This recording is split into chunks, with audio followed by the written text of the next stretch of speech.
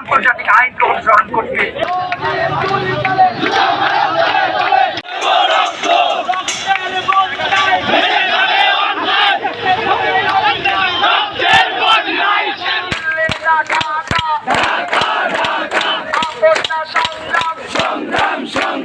আপনারা জানেন ভারত জাতিসংঘকে মানে না,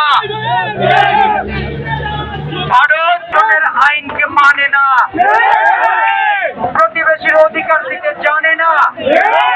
আমরা চাই বাংলাদেশের উজানে ভারতের সবগুলো বাদ বাংলাদেশের উজানে ভারতের সবগুলো জ্ঞানের বর্ষার সময় তারা আমাদের বাঁধ খুলে দেয়, আমাদের ডুবিয়ে মারে। এই ষড়যন্ত্র বন্ধ হোক। আমরা জাতিসংঘের হস্তক্ষেপ কামনা করছি।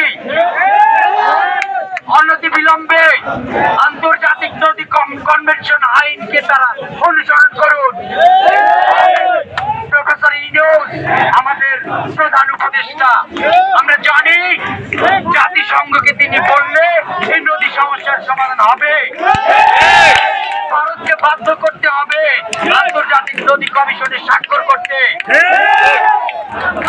আমরা ভারতকে, চীনকে, নেপালকে, ভুটানকে সকলকে আন্তর্জাতিক নদী কমিশনে স্বাক্ষর করার জন্য আহ্বান করছি।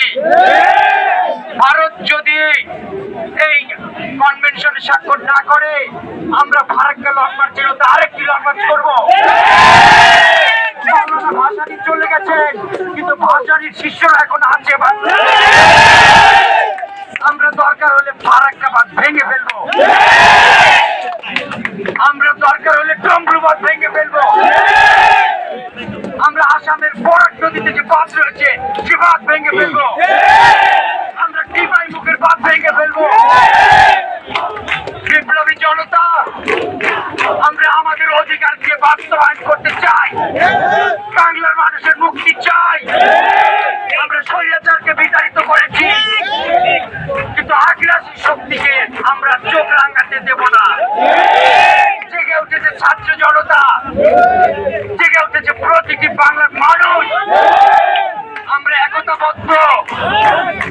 আমরা যেমন জীবন দিয়েছি আমরা তেমনি ভাবে ভারতকে বাধ্য করব জাতিসংঘের অধীনে আন্তর্জাতিক আইনকে অনুসরণ করতে।